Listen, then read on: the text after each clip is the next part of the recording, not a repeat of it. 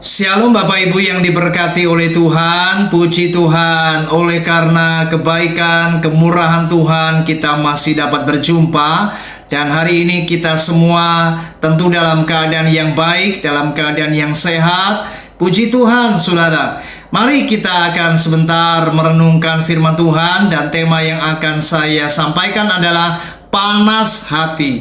Saudara, hari-hari ini bukan saja di Indonesia yang mengalami cuaca yang begitu sangat panas. Di mana-mana terjadi kebakaran hutan, terjadi banyak musibah di tengah musim yang panas ini. Saya berdoa, kiranya hari-hari ini di tengah musim yang sangat panas ini, cuaca yang panas, musim kemarau yang panjang, saya berdoa biarlah tidak ada di antara kita yang hatinya juga ikut panas. Mari jadilah orang-orang Kristen yang jangan panas hati. Mazmur pasal 37 ayat yang ke-8. Berhentilah marah dan tinggalkanlah panas hati itu. Jangan marah. Itu hanya membawa kepada kejahatan. Firman Tuhan sangat jelas sekali memperingatkan kita supaya kita jangan marah. Berhentilah marah, tinggalkanlah panas hati. Sebab perkara-perkara ini bisa membawa kepada apa yang namanya sebuah kejahatan. Dan salah satu contoh di Alkitab bagaimana Kain pada waktu itu hatinya panas ketika melihat persembahannya tidak diindahkan Tuhan. Sementara adiknya Habel persembahannya diterima oleh Tuhan. Mari kita baca Kejadian pasal yang keempat ayat yang kelima. Tetapi Kain dan korban persembahannya tidak diindahkannya.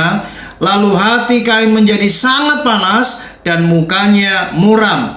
Ayat 6 firman Tuhan berkata kepada Kain, mengapa hatimu panas dan mukamu muram? Ayat 7, apakah mukamu tidak akan berseri jika engkau berbuat baik? Tetapi jika engkau tidak berbuat baik, dosa sudah mengintip di depan pintu. Ia sangat menggoda engkau, tetapi engkau harus berkuasa atasnya. Saudara, kita melihat hati Kain sangat panas pada waktu itu. Dan ia benar-benar tidak dapat lagi mengendalikan apa yang terjadi dalam hatinya ini. Sehingga ia kehilangan kendali, kehilangan penguasaan diri, dan akhirnya Kain membunuh Habel. Anda melihat orang-orang yang suka tinggal dalam kemarahan, orang yang hatinya panas tidak akan pernah membawa apa yang namanya dampak yang positif. Kemarahan selalu berujung kepada sebuah tindakan yang negatif. Misalnya, karena kita dikuasai kemarahan, kita panas hati, maka kata-kata kita pun juga tidak akan membawa damai. Kata-kata kita kasar, kata-kata kita melukai sesama kita. Oleh sebab itu, seorang ahli psikologi berkata, kemarahan tidak akan pernah membawa dampak yang positif. Kemarahan, panas hati selalu berujung kepada sebuah tindakan yang negatif.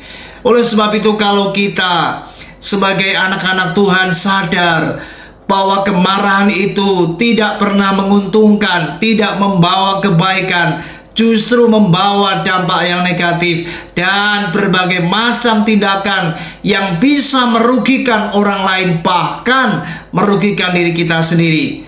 Berhentilah marah, saudara.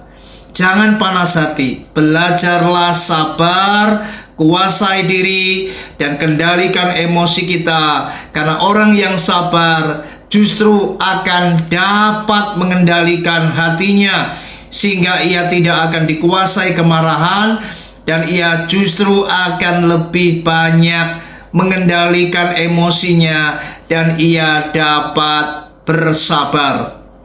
Dan saya yakin orang yang sabar itu adalah orang yang besar pengertiannya.